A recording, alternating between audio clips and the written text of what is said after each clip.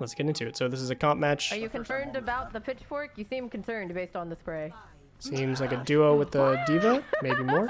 It's my first time on the map since the On Icon with Junkrat as well. Maybe this is a full 6 stack, I'm not sure. Onto top right. So Ryan Diva versus Ryan Winston should be pretty heavily in your favor as long as we can control the Winston. He doesn't get a bunch of solo value. He's not going to offer much for his team in terms of frontline pressure, at least. Ryan Monkey. Over here. Our Ana's being dove by the monkey. He's one. I got him. Oh my goodness, what a catch! What was that?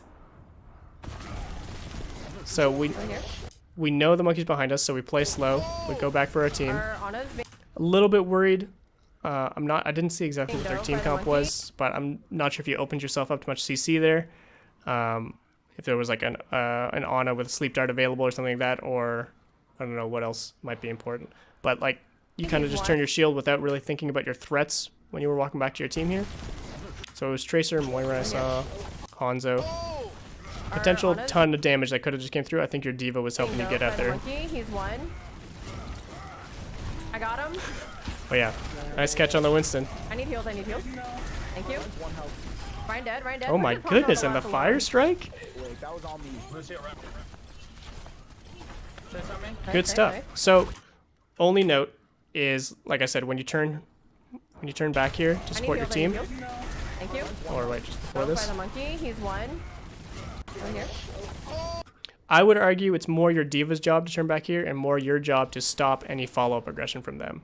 Because you're much harder to dislodge than someone like Diva is, with your big shield and your tons of armor, stuff like that. So you want them to be shooting your shield instead of getting any sort of follow-up for this monkey's aggression. Even like an enemy Tracer, you don't want them to blinking past you for free. So instead, the roles are kind of swapped here, and you go back for the monkey, and then your diva holds the front line with Matrix, and we saw almost lose his mech because of it. So you can make this play just a little bit more consistent between the two of you, for you to be more of an anchor.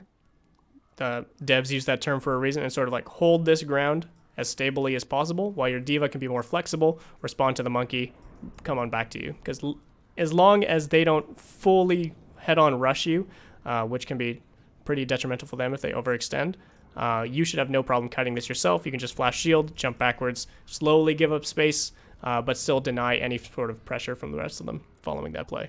Because yeah, this monkey should be dead either way. Granted, he almost gets away before your pin. I got him. That was really cute. But yeah, I think the biggest danger isn't for you or anyone, of course. It's mainly for your diva being the one holding this line. So yeah, think if you're playing this comp specifically, in a Ryan Diva comp, make sure you are able to hold that space when your backline needs to play a bit slower, but without giving too much up and opening up both yourself and your off tank to incoming fire.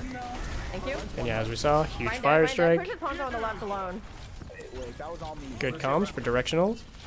Directional focus. Nice. Lucio on point. My hammer's too short.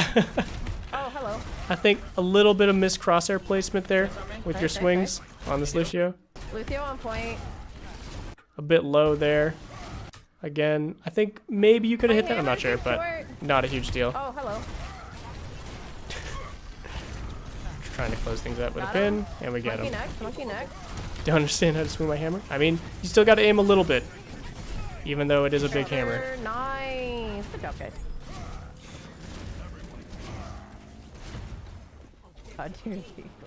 Okay, good. We're prioritizing taking some space here. I would love to see you and your soldier move like through this castle, take this high ground. He's main. Hanzo and Ryan are main. I'm okay, they're not pushing me yet. So right now, we had the choice. I guess there were a decent amount of them, so you might have gotten punished if you tried to go somewhere, but I think you had the numbers and the stability in terms of your roster to take more space here, either by going up these stairs, taking this high ground, or just going through the castle. Given the fact that we saw their Reinhardt down here, means that he can't be there to contest you if you go through the castle. The most he's going to do during that time is push up and try to push the rest of your team, but that puts you in an advantageous position with you and your soldier on the high ground doing a bunch of free damage. Your biggest worry would then be like Tracer and Winston jumping you guys up there, but with both of you up there, potentially even more, if anyone else from your backline wants to come with, or your diva as well, then you can solidify a lot of ground early for your soldier and just put yourselves in the best position to take this fight. Instead, by staying on the ground, we've sort of locked ourselves into this head-to-head right on this corner, and it's going to come down to who finds the aggressive opening first, which DPS is going to take an aggressive angle, which tank is going to lose the frontline pressure, which ultimates are going to come out first. Instead of being able to leverage more map control, we're now locking ourselves into this sort of Rhine duel, and if they get a lucky ultimate off, or if they manage to take castle with their own DPS and find some backline pressure, it's going to force your hand and put you in an uncomfortable spot. Not the best about utilizing high ground, especially on Reinhardt. Yeah, that's the hard part, is compared to like other tanks like Ball or Winston, you need to think pretty far in advance. You're not the most mobile of heroes, and sometimes it makes sense. You want to be like in the path of least resistance when it comes to them trying to retake to the payload. You want to be in their way. But on maps like this, where the high grounds can be so important, where map control needs to be thought about, I would argue it's more beneficial for you to sort of hold one of your DPS's hands, maybe more than one, and move up with them. Alternatively, you could also give this job to your diva, and you could just stay on cart, make sure, similar to that first point arch, make sure they're not pushing too far into you, because you can deny a lot of space, while the rest of your team is getting value taking the space from them. So that's sort of something you need to decide in the moment and with your team about who's going to be taking what kind of space. If you want to play purely like an anchor tank, play very defensively, that can work, but you still need to be taking some sort of pressure around the map. Otherwise, if you just constantly take these head-to-heads nonstop, it's going to come down to other things that are outside of your control, like what the enemy team's DPS are doing if they're taking the map, or if they have a better ult economy than you, then there's not much you can do in terms of outplaying them. Oh. I heard the Tracer pulse. Right, soldiers going up there. So yeah, good instincts from your soldier for sure. Would definitely like to see either you or your diva with him though, to make that a lot easier. Oh, heal. Because yeah, for example, if he gets dove right now by a Winston, he's going to be forced to completely give up that position. He's either going to be like have to sprint away and do nothing for the entire fight, or he's going to die. Oh, that's a lot of heals.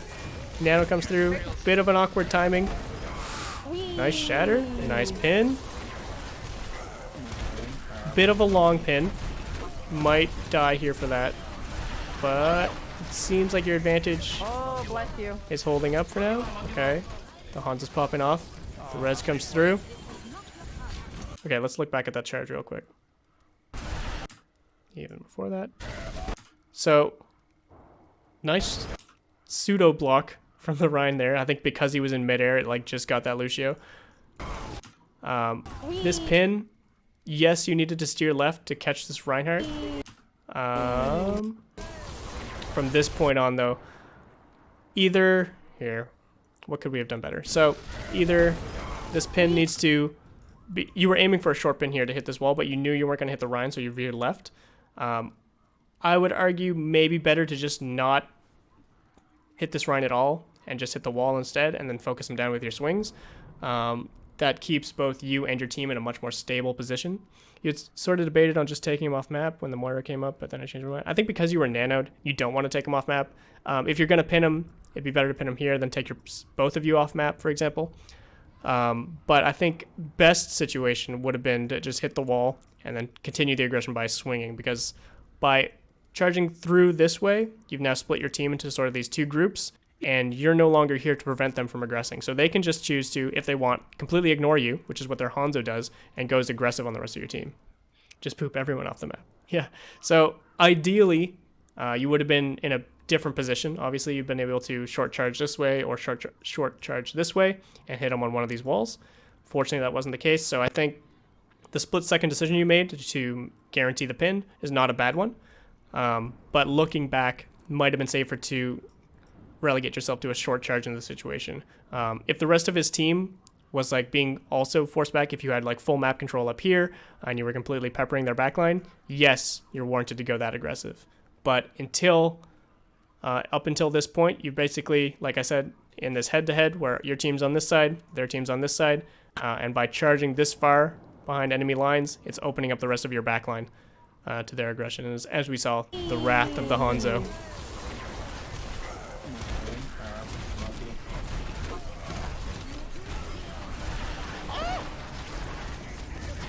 Bless you. So yeah, Diva's trying to catch up with you. Winston, this is how Winston's going to take advantage of your team, by ignoring you and focusing on the rest of your team. So making sure you're able to stay within range of them, not only to get support from them in terms of healing and the damage output, but also so you can just keep that space as secure as possible for as long as possible.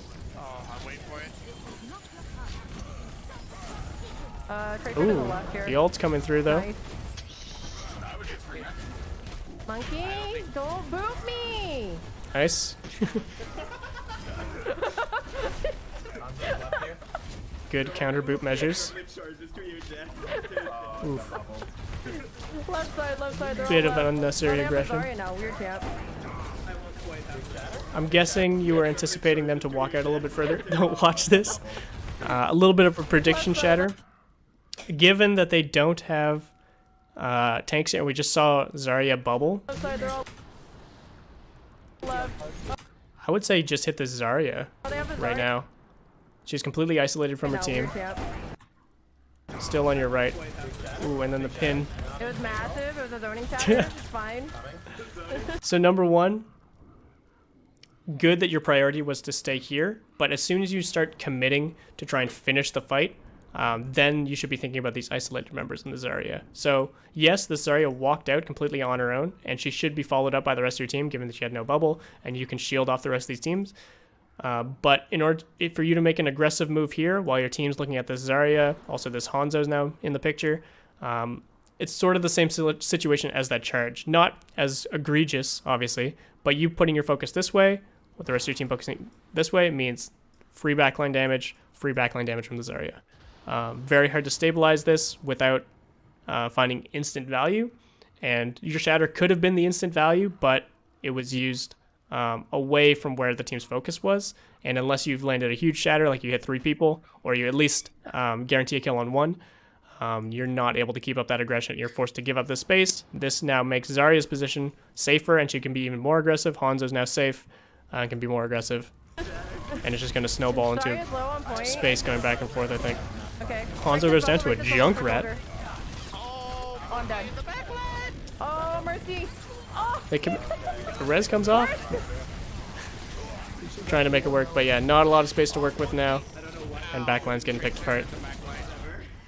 So yeah, number one, you could have been here a bit earlier to number one stuff that Zarya before she gets this angle, and then number two, like I said, the focus cannot be this far away from your team. Even though like distance-wise it's not very far, but your team does not have angles onto the members that were over here, whereas they did have an angle onto Zarya, so that's where their focus was, and onto the Hanzo, of course.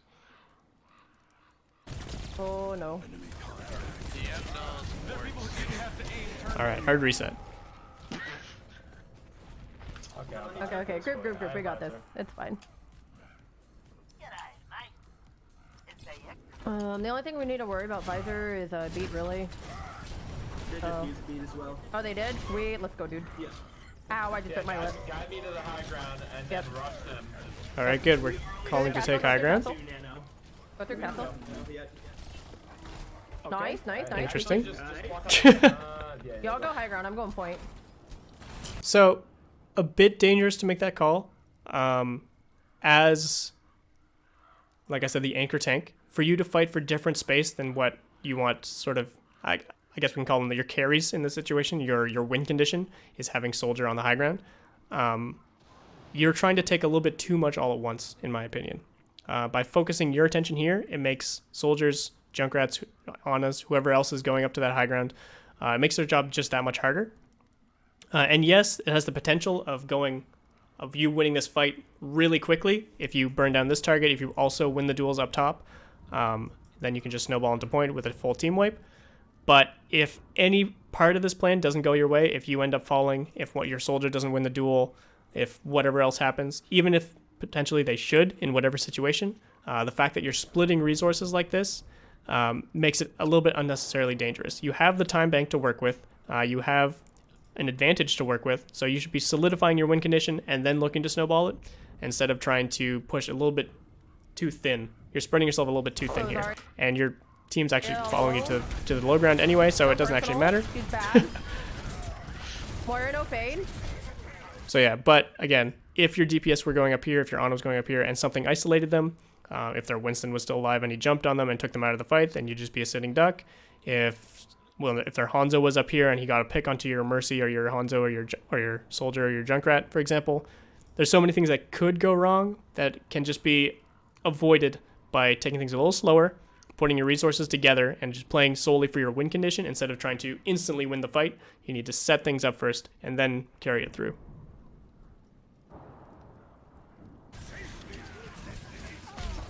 Hanzo's behind. He's alone.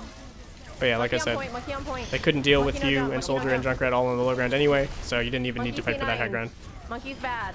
Kill him. Let's go.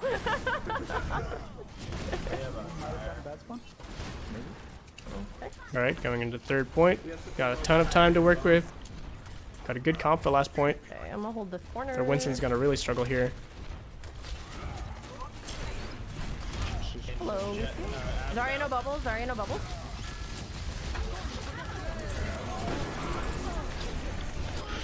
Ooh. And you live. Nice combo. I mean, yeah, really well played. You burned a ton of resources just by being there early.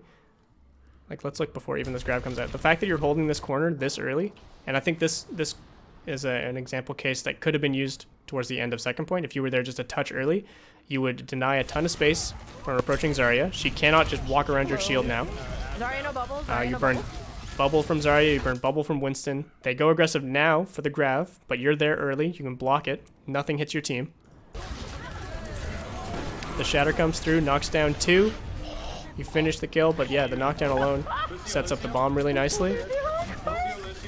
And yeah, easy cleanup. Really well played.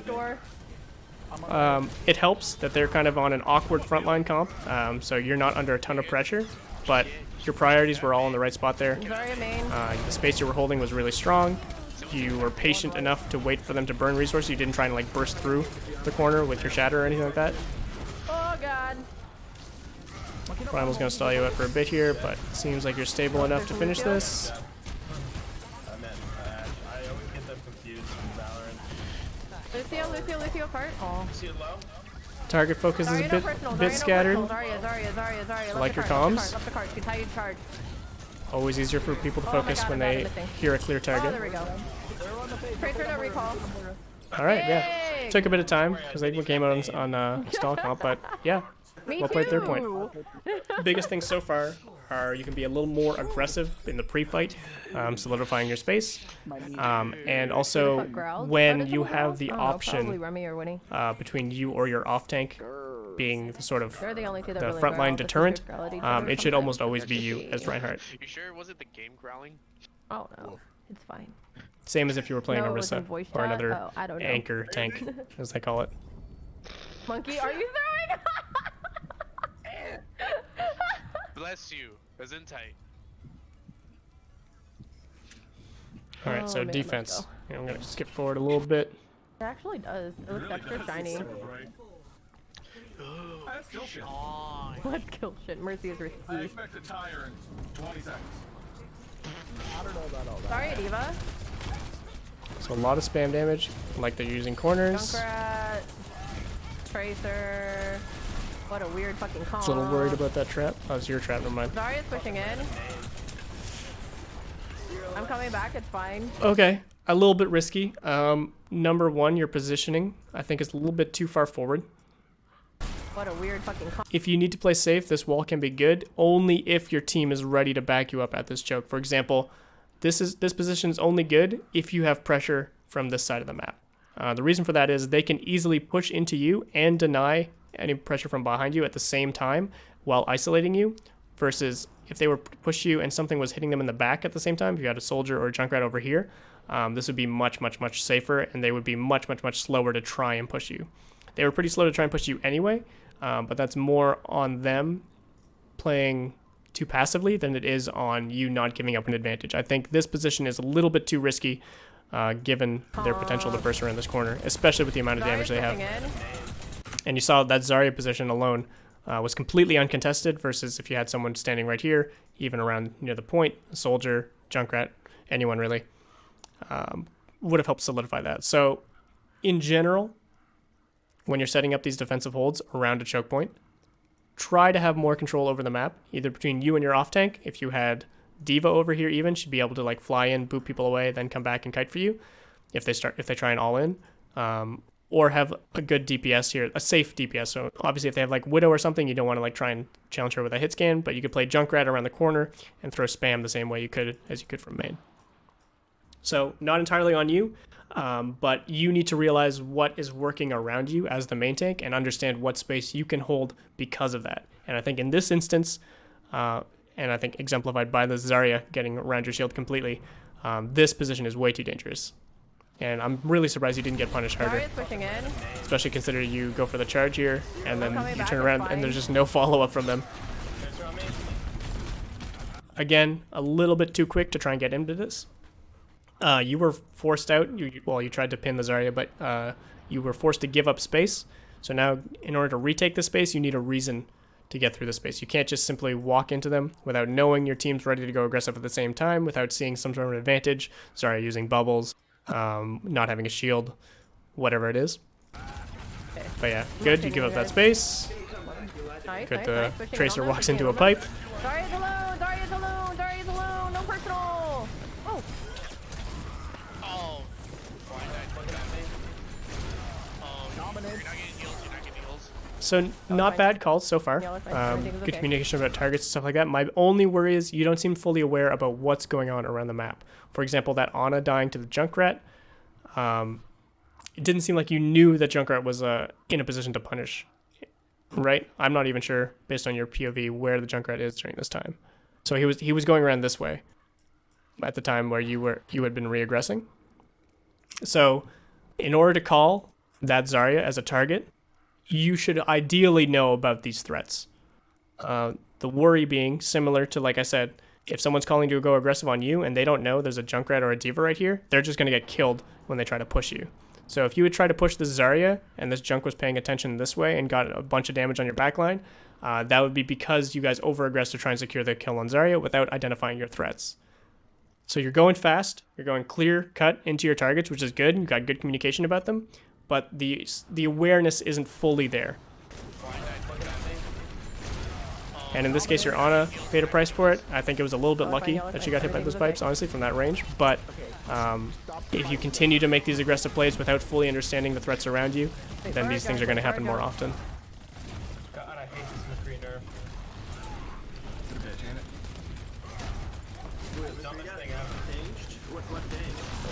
They're pushing hard left here. Oh. Good to get some space. I got the Zarya! Bit risky to go for that pin. Again, the threats here could completely cut off your team's ability to follow you up, but the fast kill on Zarya is definitely worth it in this situation. I got you. Again, they were a little bit split. They were trying to go aggressive around the right when you charged on the left and completely sort of flipped their tempo. So that was good timing, but again, it doesn't seem to me like you're fully aware of the risks that you are taking, even though you're not getting punished for them. Tracer's gonna be coming through left, I think. Lucio in, Lucio in. So this is a bit of a rough spot to be in. We need to find a way to get some space back. We don't want to be stuck on the point for too long. Nice. Okay, good punish on the Tracer. I'm on the D.Va. We got a shatter now. Nice pin. Big. There was something above or behind you there. Point. Okay, they're kind of just coming in one by one and you're punishing them, so this is good. The reason I said this was a bad spot to be in, if we look back, so this situation is a really tough one to be in. Number one, your Ana is isolated back here. If this Tracer did get in, it would have been really bad, and you likely would have lost your Ana. Your Junkrat's also similarly isolated, but he's a little more flexible in terms of his positioning.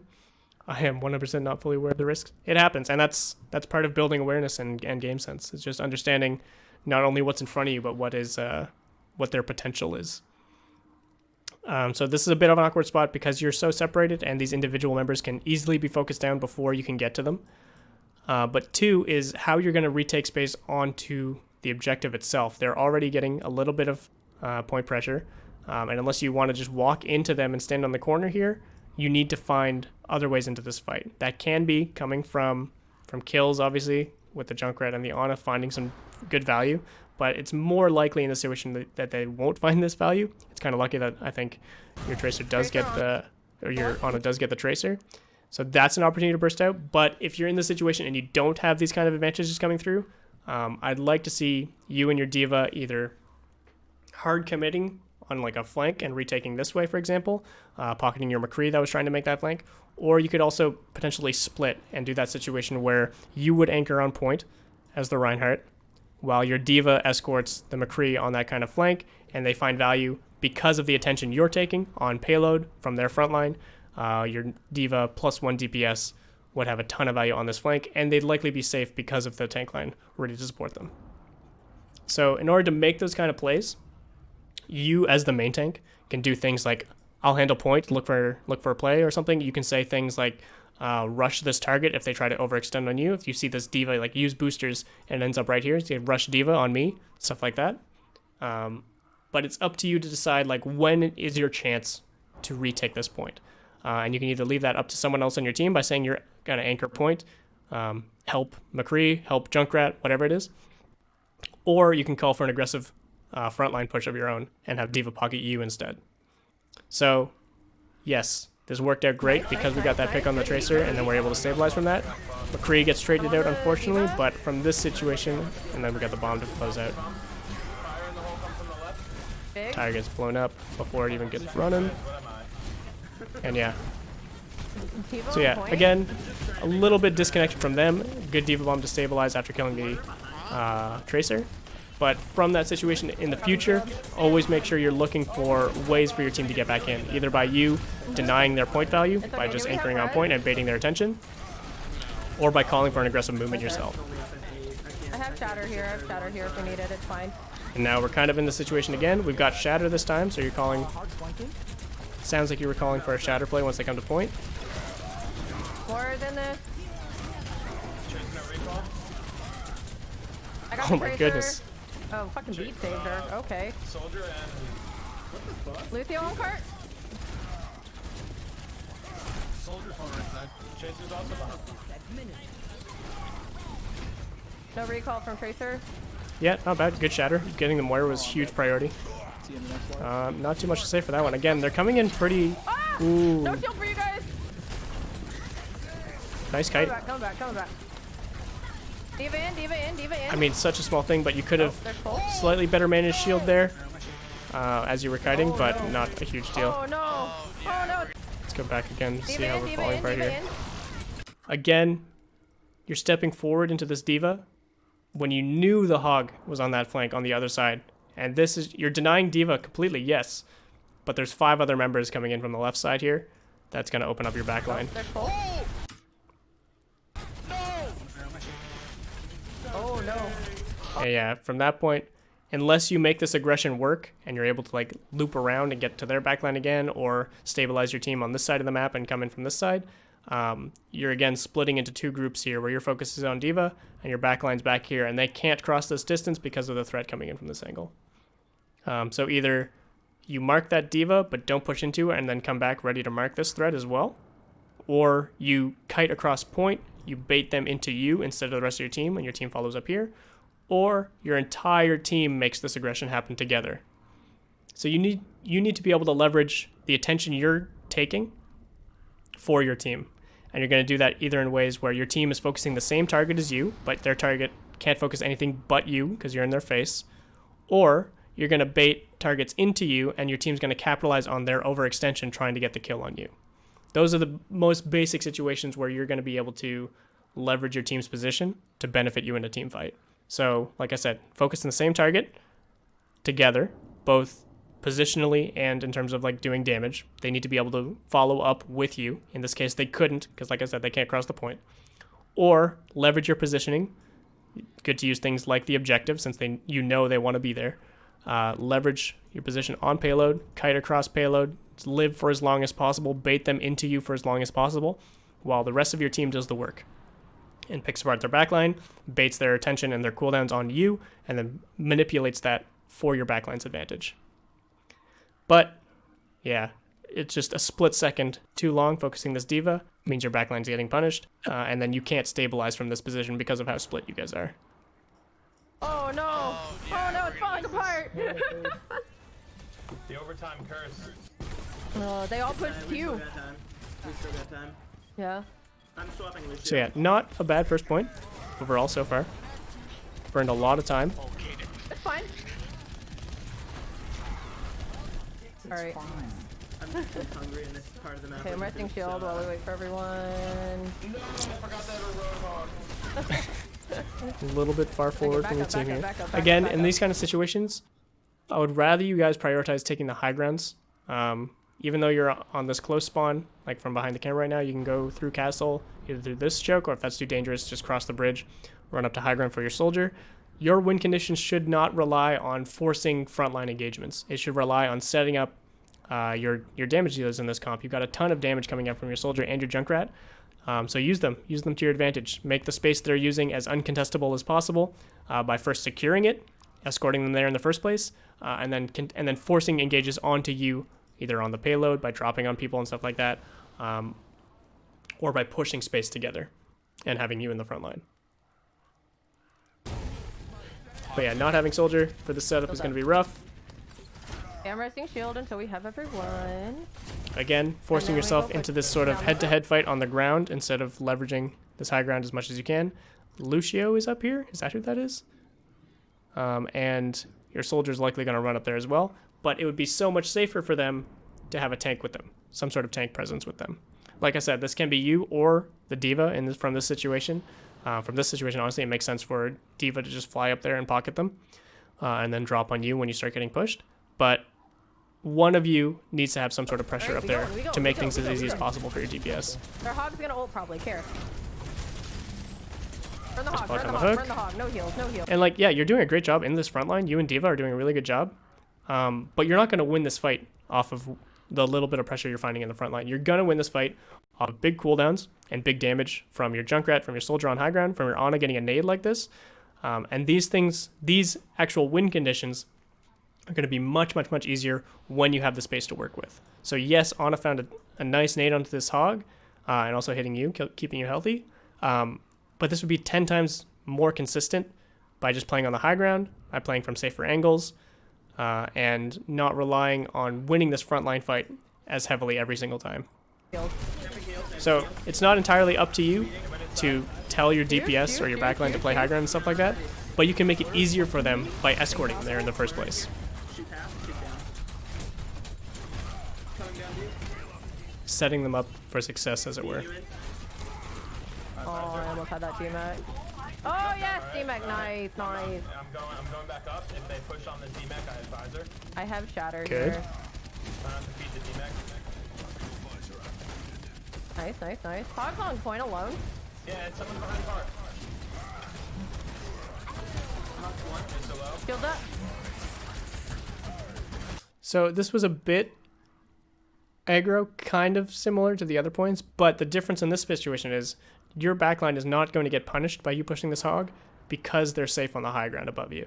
So this, I would say, is a bit aggressive, and likely between you and D.Va, you're not going to net this kill super quickly, and you're at the same time giving up a little bit of space to their backline. But there is still consistent pressure coming in from your backline, and you're not at a huge risk of dying to this hog, even though he has ult here. So not too bad, but I think a bit unnecessary. Ooh, actually there is a risk of dying when they follow up.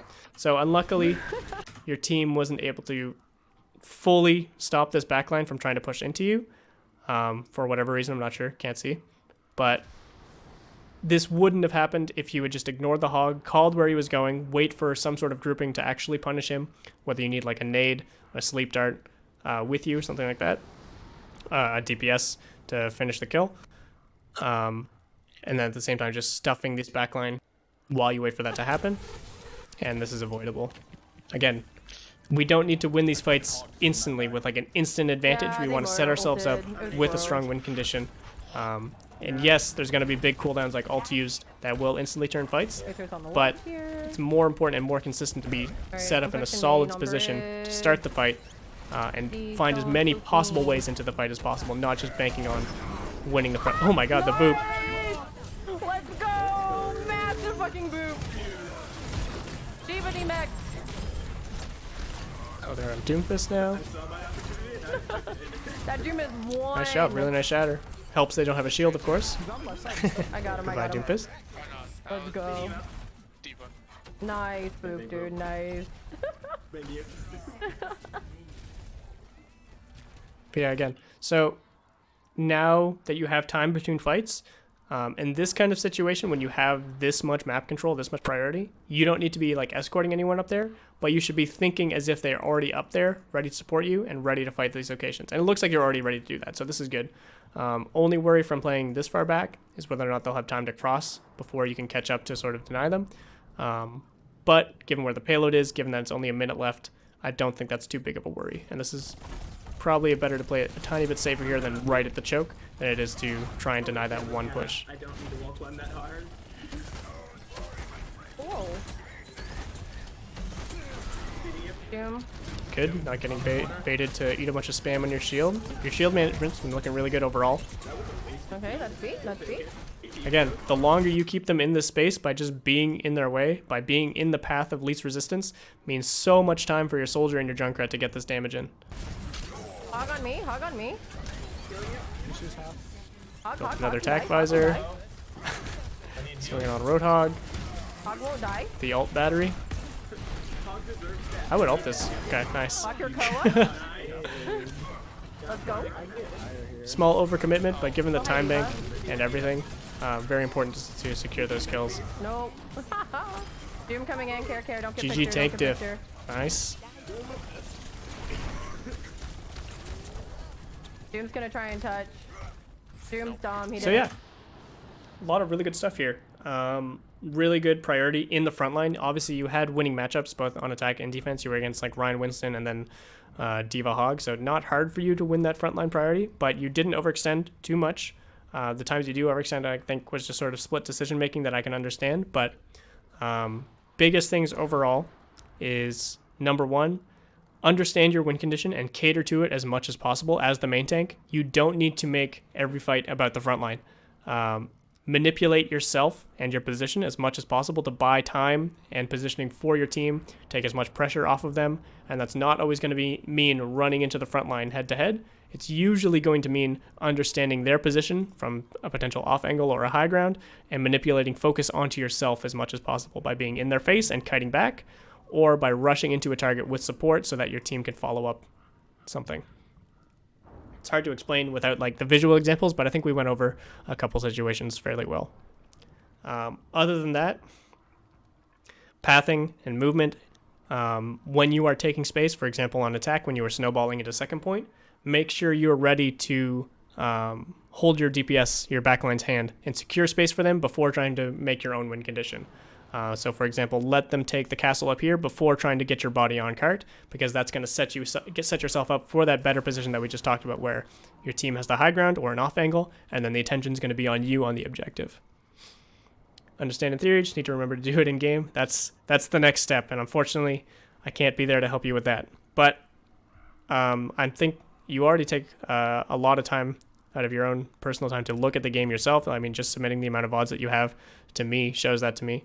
So the fact that you're eager to learn and to improve is a really good sign. So just anytime you're in game, think about either every fight you lost, think about what you could have done better. If you look in replay viewer, that's like a great place to start. Look at every team fight that your team lost. What could you have done differently to make it work out?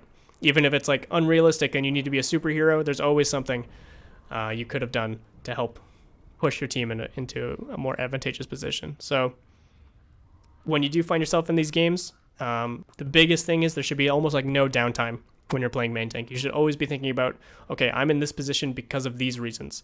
We just want to fight. I'm going to move to this position so that we can solidify this ground. Or I'm going to stuff this choke because my team has this position. Those kind of thoughts.